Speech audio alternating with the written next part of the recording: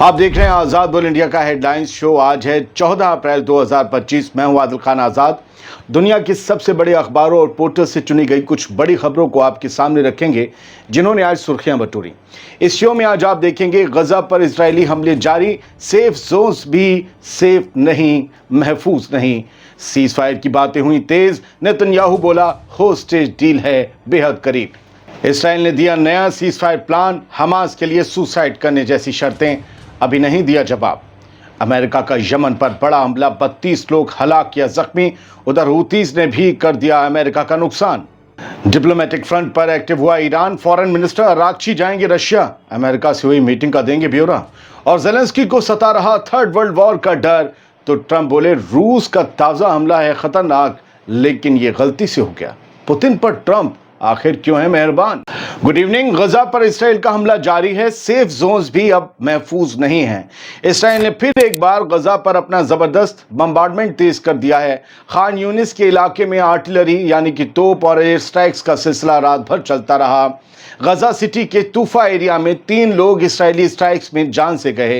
ये वो इलाका है जहां लोगों को जबरदस्ती निकालने के ऑर्डर्स दिए गए हैं, लेकिन कई लोग अब भी वहीं रुकने पर मजबूर हैं क्योंकि उनके लिए कोई और जगह भी महफूज नहीं है। वो जाएं तो जाएं कहां? जहां जाएं वहां बम और गोली से सामना होगा उनका। इसराइली ड्रोन्स गजा के ऊपर लो एल्टीट्यूड पर मंडरा रहे हैं और ह्यूमैनिटेरियन जोन के तौर पर बताए गए अल मवासी एरिया पर भी नई एयर स्ट्राइक्स हुई हैं। सोचिए कौन जाए, कहां जाए, जिसमें ये जो नई एयर स्ट्राइक्स अल मवासी में हुई हैं इसमें कम से कम एक शख्स हलाक हुआ है और कई लोग नासिर अस्पताल ले जाए गए हैं जो जख्मी हालत में हैं। ना सेफ जोन्स में कोई सेफ है, ना ह्यूमैनिटेरियन जोन में कोई ह्यूमन महफूज है, बस जुल्म है और तबाही है। गजा के लोगों का कहना है हर जगह मौत है, हर जगह खौफ है और आईडीएफ का ये ग्राउंड ऑपरेशन सिर्फ तबाही मचा रहा है। बढ़ते हैं आगे। गजा में जल्द सीज फायर होने की चर्चा तेज हो चली है। इस्राएली प्राइम मिनिस्टर का कहना है कि होस्टेज डील बेहद करीब है और होस्टेज को आज़ाद करवाने पर हमारा फोकस है। ज़्यादा से ज़्यादा होस्टेजेस को आज़ाद करवाने पर हमारा फोकस है। Israeli prime minister Benjamin Netanyahu ने एक होस्टेज है ईतान मोर्ग, उसकी फैमिली से मुलाकात की और उस फैमिली को ये बताया कि अब जो बातचीत हो रही है मीडिएटर्स के थ्रू, उसका फोकस 10 होस्टेजेस को एक ही फेज में हमास से रिलीज करवाने पर है। दूसरी तरफ इस्राएली लीडर हैं बेनी गैंट्स, आपको पता है उनका, उन्होंने कहा है कि टाइम सिर्फ हमास के लिए अच्छा है, होस्टेजेस के लिए नहीं है। द जेरूसलम पोस्ट ने अल अरेबिया अखबार के हवाला देते हुए लिखा कि हमास ने 2 फेजेस में कुछ होस्टेजेस रिलीज करने पर रजामंदी दे दी है। ये इनका दावा है, खबर है इसलिए दिखा रहे हैं। साथ ही अपडेटेड होस्टेज इंफॉर्मेशन देने का भी हमास ने वादा किया है। उधर अमेरिका के मीडिएटर्स फुल स्पीड पे लगे हुए हैं। उनका मकसद है इसी महीने के आखिर तक, अप्रैल के आखिर तक एक एग्रीमेंट फाइनलाइज कर लिया जाए। एक और अपडेट मैं दिए देता हूं। हमास की टॉप लीडरशिप को गजा से निकालने वाली बात अभी पोस्टपोन कर दी गई है, हालांकि अगली खबर में आएगी। इस पर बाद में डिस्कस होगा कि हमास को बाहर निकाल दिया जाए या रहने दिया जाए। खैर, ये डील अगर फाइनलाइज होती है तो गजा वॉर के नैरेटिव में एक मेजर टर्न हो सकता है, लेकिन ये नेगेटिव होगा या पॉजिटिव होगा, ये जब होगा तब पता चलेगा। इधर इसराइल ने सीज फायर के लिए नई शर्तों वाला प्रपोजल भेजा है, ये उस पर दूसरी खबर है। हमास की तरफ से इस पर अभी जवाब आया है इस प्रपोजल पर, लेकिन प्रपोजल का जवाब नहीं दिया गया है। प्रपोजल भेजने पर जवाब आया, जरा सुन लीजिए। अल मायदीन को एक्सक्लूसिव इंटरव्यू दिया एक फ़लस्तीनी रेजिस्टेंस लीडर ने, हमास लीडर ने, कि इसराइल का लेटेस्ट सीज फायर प्रपोजल आ गया है जिसमें कहा गया है कि आईडीएफ फोर्सेस गजा में 2 मार्च तक जिन पोजीशंस पर थीं वहीं पर लौटेंगी, यानी गजा से बाहर नहीं जाएंगी, गजा की पेरीफेरी में ही रहेंगी। ये सो कॉल्ड मिलिट्री पॉज या सीज फायर 45 दिन का होगा। इसमें क्रॉसिंग्स खुलेंगी, एड भी मिलेगी, लेकिन इसराइल की शर्तों पर। सोचिए, क्रॉसिंग खुलेगी, 45 दिन का मिलिट्री पॉज होगा, एड भी आएगी, लेकिन इसराइल की शर्तों पर। और असली गेम तो गुरु यहां से शुरू होता है। इसराइल का कहना है कि 9 होस्टेजेस छोड़े जाएंगे, इंक्लूडिंग ईदान अलेक्जेंडर, जो कि एक अमेरिकन सिटीजन भी है, जिसकी डिमांड डोनाल्ड ट्रंप भी कर रहे हैं। इन 9 होस्टेजेस में ईदान अलेक्जेंडर भी शामिल होगा, लेकिन रेजिस्टेंस लीडर ने खुलासा किया कि ये प्लान حماس سے لیوریج چھیننے کے لیے تیار کیا گیا ہے۔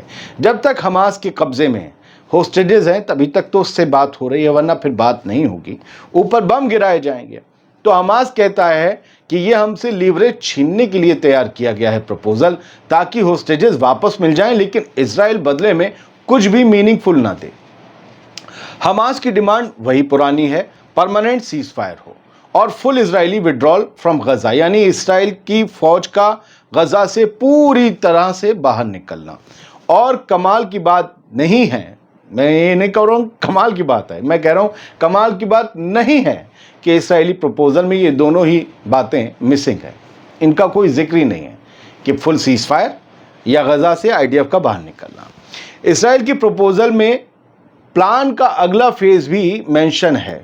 اس کے تحت حماس کو سیکنڈ فیز کی بات ہو رہی ہے، حماس کو ہتھیار ڈالنے ہوں گے، غزہ کی پاور سے ہٹنا ہوگا، غزہ کی فیوچر گورننس پر بات کرنی ہوگی، یعنی پہلے 45 دن کا ٹریپ، اس کے بعد ٹاکس کے نام پر ٹیک اوور۔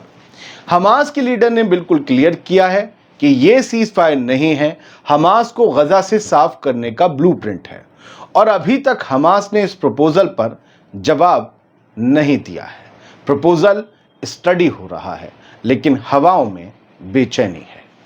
ایک چھوٹی سی خبر اور غزہ سے، پھر دوسری خبریں۔ اسرائیلی ڈیفنس منسٹر اسرائیل کاٹز ہے، اس نے منڈے کو آج ایک نئی دھمکی دیتے ہوئے کہا کہ غزہ کو اور زیادہ شرنک اور آئسولیٹ کیا جائے گا، مطلب غزہ کی زمین پر زیادہ سے زیادہ قبضہ جما کر فلسطینیوں کو الگ تھلگ کر دیا جائے گا، ان کے لیے زمین تنگ کر دی جائے گی، ان کے علاقے قبضہ لیے جائیں گے، انہیں کوئی ادھر پڑا ہے کوئی ادھر پڑا ہے، بیچ میں کنٹرول ہو گیا ہے۔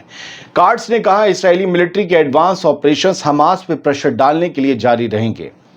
اس نے بتایا کہ غزہ کے کئی اور ایریاز کو سیکیورٹی زونز بنا کر اسرائیلی کنٹرول میں لیا جائے گا، جہاں سیویلینز کے گھسنے کی منادی ہوگی، یعنی باہر سے آئے مہاجر زمین کے مالکوں کو ان عام فلسطینیوں کو انہی کے گھروں میں جانے سے روکیں گے۔ اسے فوجی آپریشن نہیں بلکہ غنڈہ گردی اور بدماشی کہتے ہیں۔ اسی کو لے کر تو ICC میں کتنے کیس چل رہے ہیں۔ اسرائیل، یوو گیلنٹ، بنجمن نتن یاہو کس بات کے ہیں؟ آپ زبردستی لوگوں کو ان کے گھروں سے علاقوں سے باہر نہیں نکال سکتے، یہ وار کرائم میں آتا ہے اور روز ہو رہا ہے۔ خیر، امریکہ نے ایک بار پھر یمن کو نشانہ بنایا ہے، خبر یمن کی آ گئی ہے۔ صنعا کے بنی مطار ڈسٹرکٹ میں ایک سیرامک فیکٹری پر امریکہ کی 3 ایئر سٹرائکس کی گئیں۔ امریکہ نے 3 ایئر سٹرائک کی، اس میں 32 سویلین یا تو ہلاک ہوئے یا پھر زخمی۔ یہ خود یمن کی حوثیز کی کنٹرول والی ویب سائٹ کا یہ ڈیٹا ہے، انہوں نے کلیئر نہیں بتایا کتنے اور کتنے۔ یہ حملہ منڈے رات کیا گیا جب السواری سیرامکس فیکٹری میں لوگ کام کر رہے تھے۔ جہاں تک میں نے اور جگہ اس خبر کو کھنگالا تو 6 لوگ مارے گئے ہیں۔ لوکل سورسز کے مطابق یہ فیسلٹی کسی بھی طرح کا ملٹری ٹارگٹ نہیں تھی، یہاں کوئی ملٹری ساز و سامان نہیں تھا، حوثیز سے اس کا کوئی واسطہ نہیں تھا، عام یمنیوں کا اس میں کام ہوتا تھا، اس کو ٹارگٹ کیا گیا ہے۔ بڑھتے آگے، یمن کی ایئر ڈیفنس سسٹم نے ایک اور امریکن ڈرون گرا دیا ہے، اس بار حجہ گورنریٹ کے آسمان میں۔ یمنی آرم فورسز کے ملٹری سپوکس پرسن یحییٰ ساری نے دعویٰ کیا کہ ایک اور MQ-9 ریپر ڈرون کو یمن میں ہی ایک locally manufactured surface to air یعنی زمین سے ہوا میں مار کرنے والی میزائل سے نشانہ بنایا گیا، ایئر ڈیفنس سسٹم سے۔ یہ ڈرون کہا گیا کہ امریکہ کا یہ MQ-9 ڈرون ہوسٹائل آپریشنز انجام دے رہا تھا، دشمنی والے جاسوسی والے آپریشنز انجام دے رہا تھا، اسی لیے اسے مار گرایا گیا۔ یہ پچھلے 2 ہفتوں میں چوتھا ڈرون ہے جو یمن نے گرایا ہے۔ اب بات ایران کی۔ ایران نے ڈپلومیٹک فرنٹ پر بھی اپنی چالیں تیز کر دی ہیں۔ ایران کے فورن منسٹر عباس اراغچی اس ہفتے رشیا کا دورہ کریں گے، جہاں وہ ماسکو میں امریکہ کے ساتھ عمان میں ہوئی نیوکلیئر ٹاکس پر مشورہ کریں گے، کنسلٹ کریں گے۔ ایران کی فورن منسٹری کی سپوکس پرسن ہے اسماعیل باگئی۔ انہوں نے کہا کہ عباس اراغچی کا یہ دورہ پہلے سے پلان تھا، لیکن اب اس میں امریکہ اور ایران کی جو عمان میں بات چیت ہوئی ہے اس کی ڈیٹیل میں بھی جائزہ لیا جائے گا، اس کی ڈیٹیل بھی شیئر کی جائے گی کہ بھائی ہم نے کیا بات کی، کیونکہ رشیا تو اپنا دوست ہے ایران کا کہنے کا۔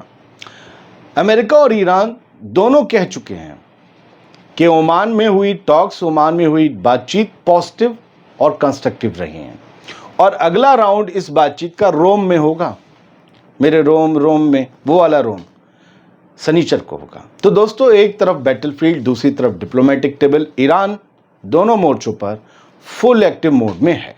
अब एक और खबर, व्लादिमीर ज़ेलेंस्की रशिया के हमलों से परेशान हैं और वो कहते हैं कि ये जो सिचुएशन चल रही है, अगर भैया आप लोगों ने हमारा साथ नहीं दिया जमकर, तो ये थर्ड वर्ल्ड वॉर की तरफ चली जाएगी, एक वर्ल्ड वॉर की तरफ चली जाएगी ये सिचुएशन। कहा कि जो कॉन्फ्लिक्ट है यूक्रेन में, वो एक बड़ी जंग की तरफ बढ़ रहा है।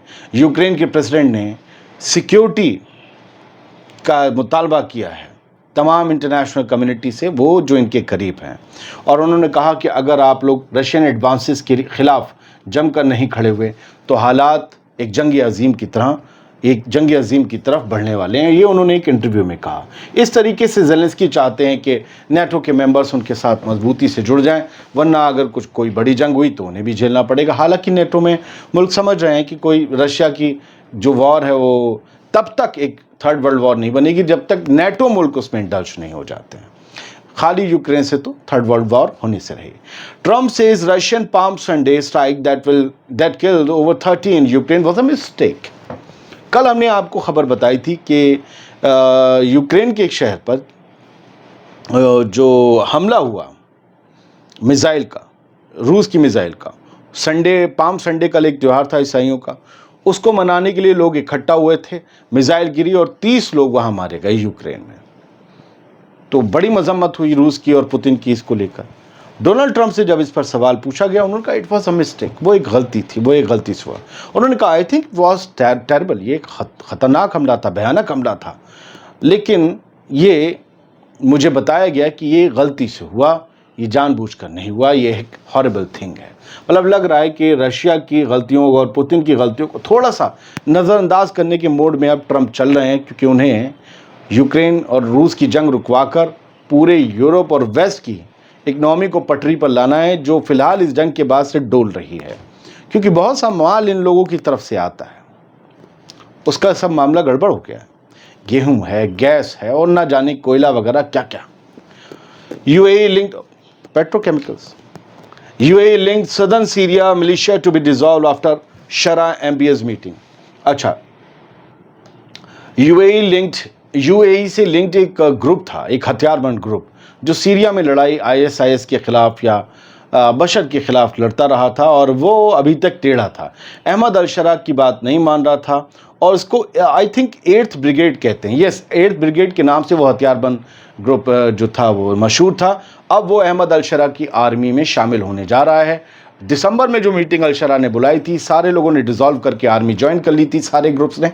ये ग्रुप नहीं आया था, अब ये भी अहमद अल-शरा के साथ हुकूमत में शामिल हो जाएगा, आर्मी में शामिल हो जाएगा। यानी इन्होंने भी एक तरीके से एक छतरी के नीचे आने का फैसला कर लिया है।